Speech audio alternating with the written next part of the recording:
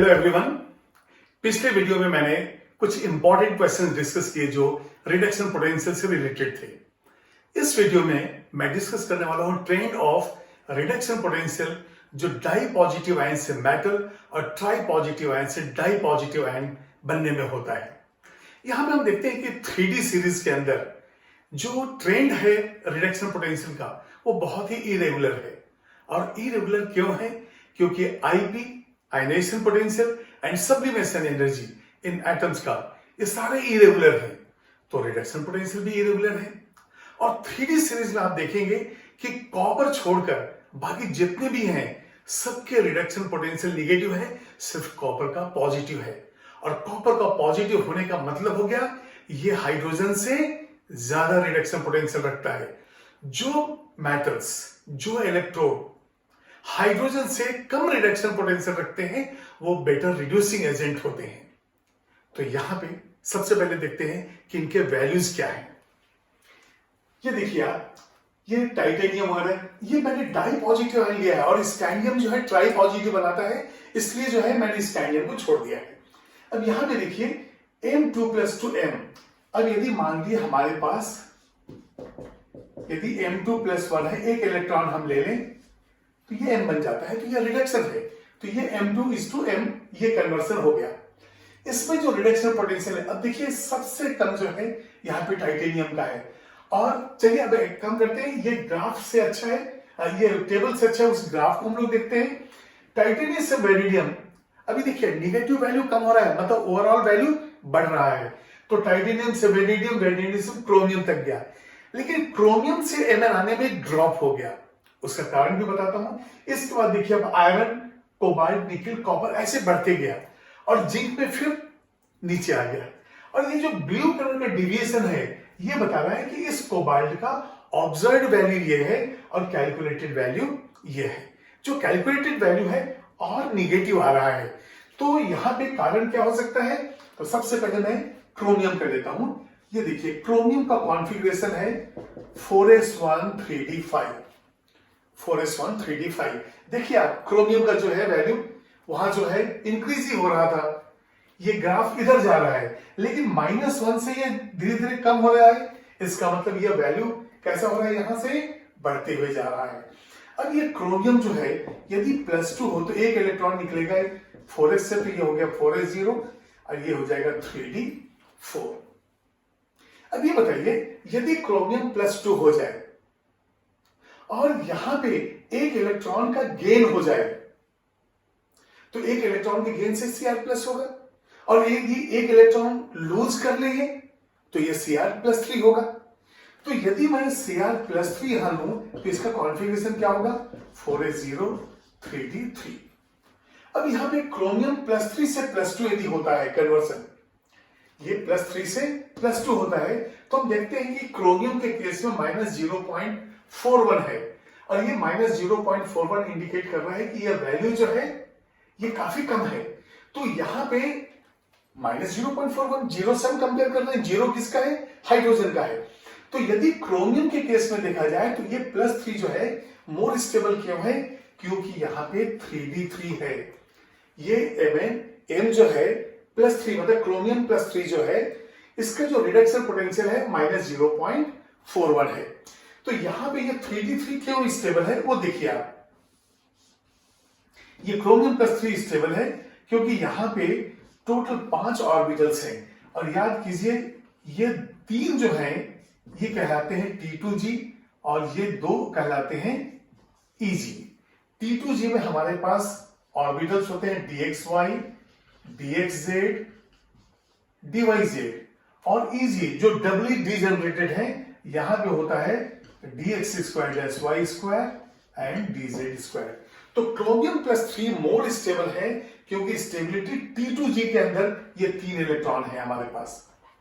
तो आपने देखा है half field completely field D में तो स्टेबल होता ही है, लेकिन इस D में भी एक 3 ऑर्बिटल्स का जो ग्रुप है उसको कहते हैं T2g, और जो 2 का है डबली डीजनरेटेड, ये ट्रिपली डीजनरेटेड है, ये 2 का है।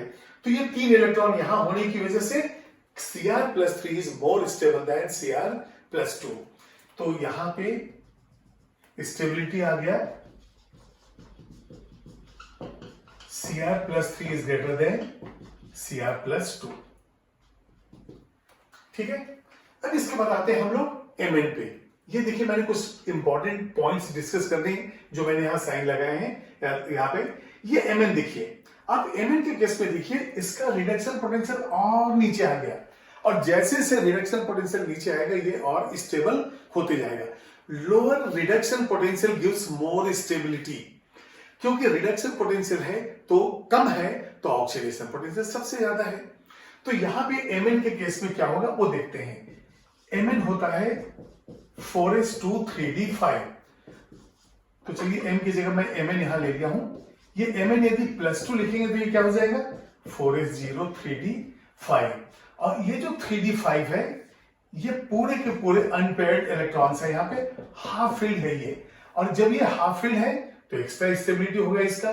तो आप देखिए यहाँ पे Mn का वैल्यू जो है रिडक्शन पोटेंशियल का और नीचे आ गया। तो ये Mn का जो है स्टेबिलिटी का कारण है 3d5 कॉन्फ़िगरेशन। अब इसी तरह से हम देखते हैं कि निकल का ये जो वैल्यू है -0.25 बढ़ गया है। क्यों बढ़ गया है? Due to higher hydration energy.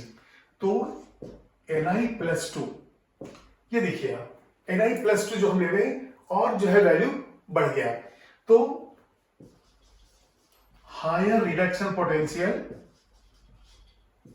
Due to higher hydration energy. अब देखिए एटम छोटा है, हाइड्रेशन एनर्जी ज्यादा हो जाएगा। उसके बाद आप देखिए कि कॉपर एक अकेला ऐसा एटम है जिसका इलेक्ट्रोड पोटेंशियल पॉजिटिव है। क्यों? 4s1 3d10 configuration. तो यहां पे हम लोग देखेंगे कॉपर के केस में, कॉपर एटॉमिक नंबर 29, ये है 4s1 3d10 कॉन्फ़िगरेशन। ठीक है, तो ये हाफ फील्ड 4s है और कंप्लीटली फील्ड d है। तो जब भी हाफ फील्ड या कंप्लीटली फील्ड होता है सब बिहेवियर एनामोलस हो ही जाता है। तो यहां कॉपर जो है इकलौता ऐसा है जिसका वैल्यू जो कैसा है पॉजिटिव है। इसका मतलब ये हो गया कि ये हाइड्रोजन को रिप्लेस नहीं कर सकता है किसी भी डाइल्यूट एसिड से। तो यदि मैं यहां पे लिखूं Cu प्लस HCl तो यहां हो जाएगा नो रिएक्शन। हाँ, कंसंट्रेटेड यदि H2SO4 है तो उसके साथ रिएक्ट करेगा, लेकिन HCl चाहे डाइल्यूट हो चाहे कंसंट्रेटेड इसके साथ कोई रिएक्शन नहीं करेगा। और यदि कॉपर कंसंट्रेटेड H2SO4 के साथ रिएक्ट करता है तो वहां पे SO2 गैस आता है, लेकिन डाइल्यूट के साथ हाइड्रोजन नहीं आता है। तो यहां पे इट कैनॉट लिबरेट, यहां लिख देंगे हम it can't liberate H2 from dilute acids। ये हो गया। अब जिंक के केस में क्या होगा कि ये रिडक्शन पोटेंशियल और नीचे आ गया, और जैसे ये कम होगा ये स्टेबल ज्यादा हो जाएगा। तो जिंक के केस में हम देखते हैं, जिंक एटॉमिक नंबर है 30, ये होता है 4s2 3d10। तो ये जो है S कंप्लीटली फिल हो गया, और जो इनर ऑर्बिटल में 3d जो है वो कंप्लीटली फिल हो गया। तो इसकी वजह से ये वैल्यू नीचे आ गया।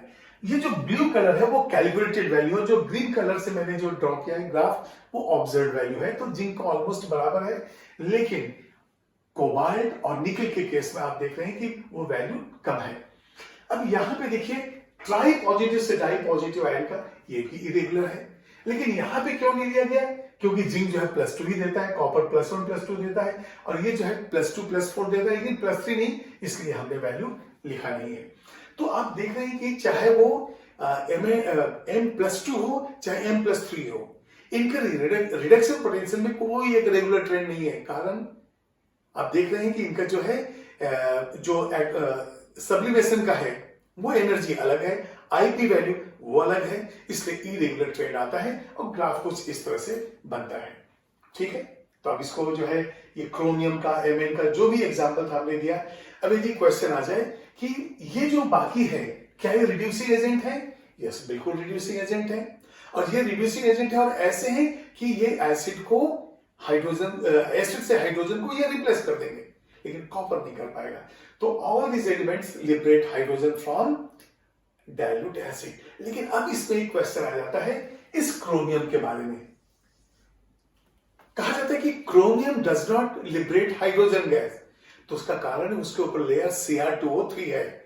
ये सारे मेटल्स जो है हाइड्रोजन तो लिबरेट करेंगे, मतलब कॉपर छोड़ दीजिए, बाकी तो करेंगे, लेकिन इतना स्लो करेंगे कि क्रोमियम के केस में तो कहते हैं कि लिबरेट ही नहीं करता है। कारण ऑक्साइड लेयर, और ये ऑक्साइड लेयर इनर्ट लेयर होता है जो एसिड को रिएक्ट नहीं करने देता है। तो यहां पे आप लिख सकते हैं कि क्रोमियम जो है रिएक्ट नहीं करता है क्योंकि Cr2O3 का उसके ऊपर इनर्ट ऑक्साइड का लेयर बन जाता है। चलिए, तो ये जो है, अब इसके ऊपर कुछ क्वेश्चन हम ले लेते हैं। अब रिडक्शन पोटेंशियल पे ये दो इंपॉर्टेंट क्वेश्चन देखिए। फर्स्ट क्वेश्चन जो है, मेटल प्लस एसिड है, डाइल्यूट एसिड। हमें मालूम है कि मेटल जो मोर रिएक्टिव होगा वो डाइल्यूट एसिड से हाइड्रोजन देगा, कंसंट्रेटेड से जो है H2SO4 होगा तो SO2 देगा ही। लेकिन यदि less reactive metal than hydrogen है तो यहां पे हाइड्रोजन गैस लिबरेट नहीं होगा। तो यहां जिंक की बात करते हैं, तो जिंक देखिए इसका रिडक्शन पोटेंशियल बहुत कम है, तो ये बेटर रिड्यूसिंग एजेंट है, और ये जो है हाइड्रोजन का वैल्यू जो 0 है उससे कम है, इसलिए पावरफुल रिड्यूसिंग एजेंट हो गया। अब यदि ये मोर रिएक्टिव देन हाइड्रोजन है तो हाइड्रोजन गैस तो लिबरेट होगा, तो ये डाइल्यूट H2SO4 है, तो ZnSO4 प्लस H2, तो ये जो है बिल्कुल सही है। ये क्वेश्चन जो है सही है। जब कंसंट्रेटेड H2SO4 लेते हैं तो वहां पे सल्फर डाइऑक्साइड गैस लिबरेट होता है, ये भी बिल्कुल सही है। कॉपर का रिडक्शन पोटेंशियल जो है पॉजिटिव है, हाइड्रोजन का 0 है और इसका कॉपर का पॉजिटिव है। इसका मतलब hydrogen is more reactive than copper, इसका मतलब कॉपर जो है एसिड से हाइड्रोजन लिबरेट नहीं करेगा, तो ये रिएक्शन जो है पॉसिबल नहीं है। यहां पे दिया गया है नॉट करेक्ट, तो आपका आंसर हो गया सी। इसको देखिए, the reduction potentials are given, ये कुछ पॉजिटिव कुछ नेगेटिव वैल्यूज दिए हुए हैं। हमें मालूम है कि यदि कोई रिड्यूसिंग एजेंट पावरफुल है तो उसका रिडक्शन पोटेंशियल मिनिमम होना चाहिए, और यदि मान लिए कोई ऑक्सीडाइजिंग एजेंट है तो इसका होना चाहिए मैक्सिमम। तो मिनिमम के लिए माइनस पे जाते हैं, मैक्सिमम के लिए प्लस में हम जा रहे हैं, क्योंकि प्लस और माइनस दोनों ही दिए हुए हैं। तो हम देखते हैं पॉजिटिव जो है 0.53 है और पॉजिटिव 0.34 है, तो इसका जो है रिडक्शन पोटेंशियल सबसे ज्यादा हो गया, इसलिए ये पावरफुल ऑक्सीडाइजिंग एजेंट होगा। तो आंसर हमारा हो गया सी। इसको नोट कीजिए आप। Question number 3, which is correct statement Cr2 plus is reducing agent, configuration changes from Cr+2 to Cr+3। तो एक काम करते हैं, पहले यहां पे देखते हैं कि क्या है कॉन्फ़िगरेशन। यदि हम Cr लेते हैं तो ये है 4s1 3d5, ये देखिए यहां पे मैं आंसर लिख रहा हूं। और यदि हम Cr+3 पे जाते हैं, ये होता है 4s1 3d3, क्लियर है। और ये जो है 3d3, ये T2G कॉन्फ़िगरेशन के अंदर जो है ये हाफ फील्ड होता है, इसलिए ये स्टेबल होता है। तो Cr2+ से Cr+3 जाता है, ठीक है। तो यहां पे हम पिछले क्वेश्चन में मैंने इजी एंड T2G आपको बताया मैंने, ये देखिए ये तीनों जो है ये T2G है और इसमें एक एक इलेक्ट्रॉन चला जाता है, तो ये स्टेबल हो जाता है। तो आपका आंसर पहला ये तो करेक्ट हो गया। Mn3+ इज ऑक्सीडाइजिंग एजेंट, और ये बताइए Mn का है 4s2 3d5, 4s2 3d5, तो यहां पे Mn+3 कितना होगा 4s2 3d4। अब 3d4 है तो इससे तो एक इलेक्ट्रॉन चाहिए, एक इलेक्ट्रॉन लेकर ये खुद को रिड्यूस करेगा, इसका मतलब ये कैसा हो गया ऑक्सीडाइजिंग एजेंट। जो रिड्यूसिंग एजेंट है इट विल गेट ऑक्सीडाइज्ड, जो ऑक्सीडाइजिंग है वो रिड्यूस हो जाता है।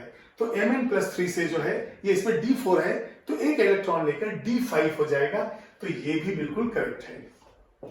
इसका मतलब आपका क्या हो गया आंसर फाइनली। तो हम एक वन ही आंसर है, तो इस पे हम जाएंगे सीधे सी पे, ये आपका सी आंसर हो गया। Both A and B are correct, ये बिल्कुल क्लियर है आपका। फिर which is correct statement, higher reduction potential value in nickel is due to the higher hydration energy, ये मैंने पॉइंट्स कवर किया है आपको। फिर E nought of Mn Zn Ni, अभी देख रहे हैं कि हम लोग Mn Zn Ni इनका वैल्यू जो है काफी कम है। क्यों कम है? स्टेबिलिटी है। Mn के अंदर यदि Mn+2 है तो d5 कॉन्फ़िगरेशन होगा, जिंक में Zn+2 है तो d10 कॉन्फ़िगरेशन होगा, और निकिल के लिए तो हायर हाइड्रेशन एनर्जी है ही। इसका मतलब ये सेकंड स्टेटमेंट भी सही है, हमारा आंसर हो गया बोथ ए एंड बी मतलब सी।